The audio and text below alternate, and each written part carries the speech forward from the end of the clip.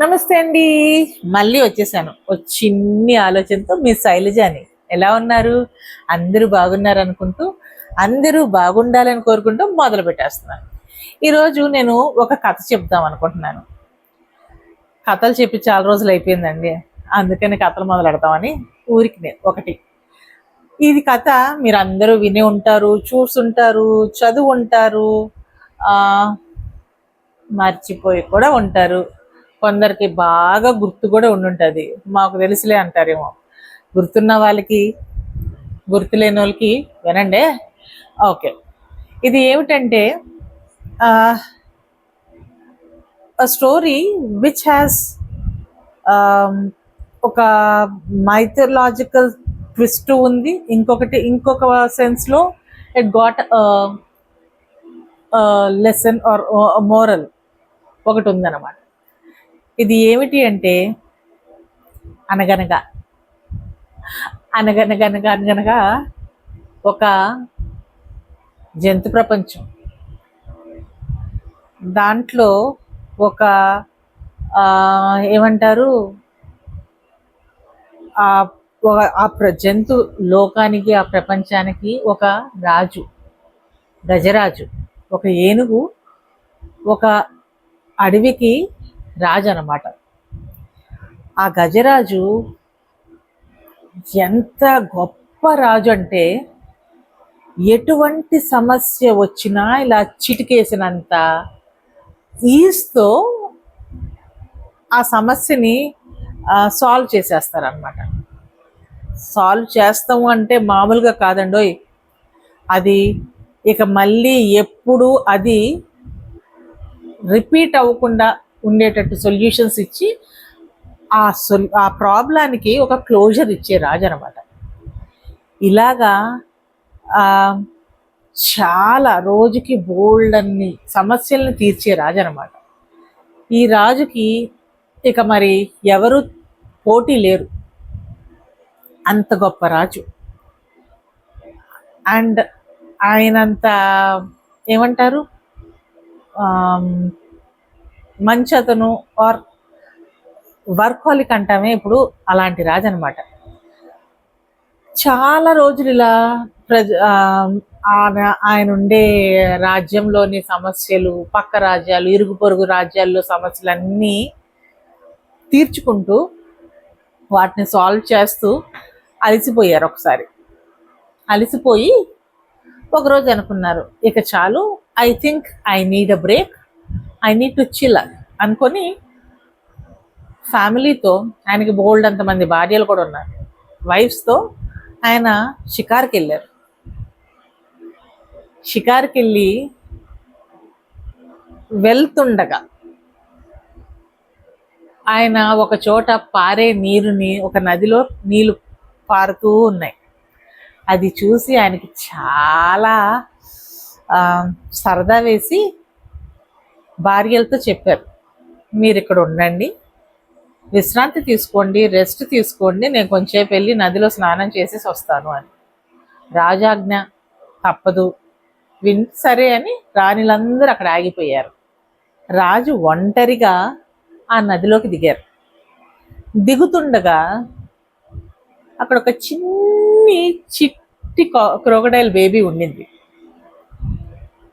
ఆ ముసలి పిల్లని రాజు అన్నాడు, అరే నేను వస్తుంటే నువ్వు ఎదురుకున్నావేంటి, వెళ్ళు అన్నారనమాట రాజు. అంటే ఆ చిట్టి దానికి ఏం తెలుస్తుంది? అది అనిందంటే, రాజు ఎవరు, అసలు నువ్వెవరు, రాజు అంటే ఏమిటి అని. ఈ గజరాజుకి ఒళ్ళు మండిపోయింది.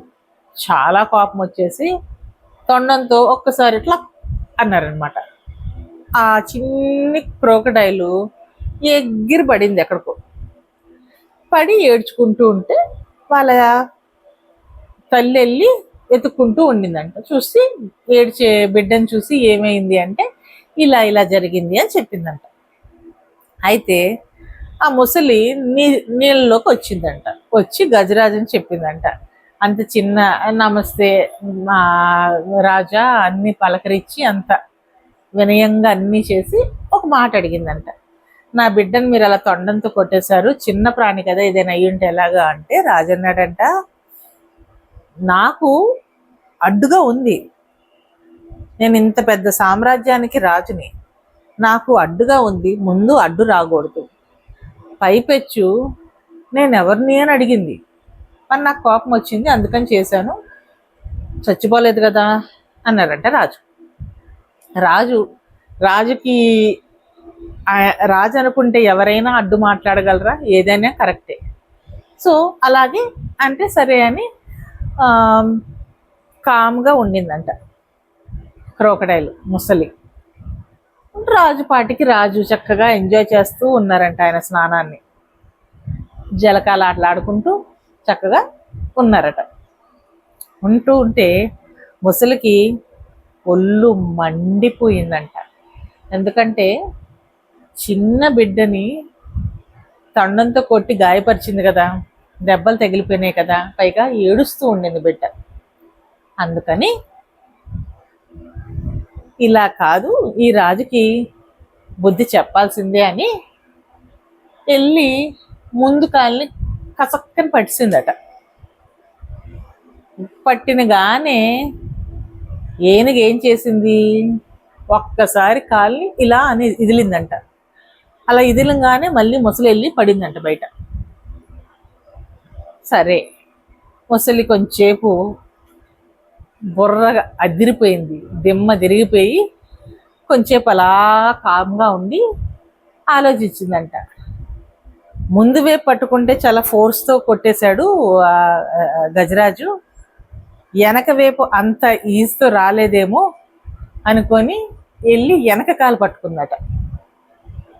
గజరాజు ముసలు అనుకున్నట్టుగానే కాలు వెనక కాలుని అంత ఈజీతో ఎదిలించలేకపోయారట. ముసలి అలాగే గట్టిగా పట్టుకుందంట. ఎంత గట్టిగా పట్టిందంటే ముసలి, గజరాజు కాళ్ళలోంచి రక్తం కారతం మొదలైందట. ఆ రక్తాన్ని చూసి ఆ నొప్పి భరించలేక అంత పెద్ద ఆజానుబాహుడైన గజరాజు కేకలేస్తా మొదలుపెట్టారట. నన్ను వదిలేసే, నాకు నొప్పి వస్తుంది అని ఇదిలిచ్చినా వదలని ముసలిని చూసి ఎంత ప్రయత్నించినా వదలకపోతే గట్టిగా కేకలేస్తూ అతని ఎవరైతే ఉంటారో సేవకులు, సైన్యం ఉంటారో వాళ్ళని పిలిచారట. అప్పుడు వాళ్ళు వచ్చి వాళ్ళ దగ్గరుండే శూలాలు వాటితో వగేరా వగేరా ఉంటాయి కదా, వాటితో ముసలిని కొట్టి వదిలిచ్చారు. అదే మహారాజుకి, అంత మకుటం లేని మహారాజైనా ఒక్కసారిగా ఆయన భార్యలు అందరూ అప్పుడు దాకా భయంతో మర్యాదతో అలా ఉండేవాళ్ళు ఒక్కసారిగా నవ్వుతో చూసి చాలా నామోషిగా ఫీల్ అయిపోయారట. నా భార్యల దగ్గర నేను చులకనైపోయాను అని, ఇంత చిన్న నేల, నాకు అంత ఎత్తు కూడా లేని ముసలి నన్ను ఇంత బాధ పెట్టేసింది ఏంటి అని. కానీ ఒక్క క్షణం ఆగి ఆలోచించాడంట.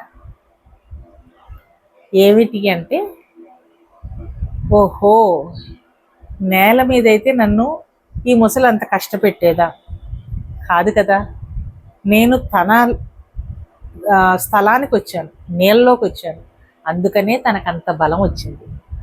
అదే నేల మీద నాకు అంత బలం ఉంది, కానీ నీళ్ళ మీద నాకు అంత బలం లేదు, బలగము లేదు. సో దాన్ని బట్టి అర్థమైంది ఏంటంటే గజరాజుకి, మనం ఎక్కడ గొప్ప మనం అక్కడే మన గొప్పతనం ప్రదర్శించాలి.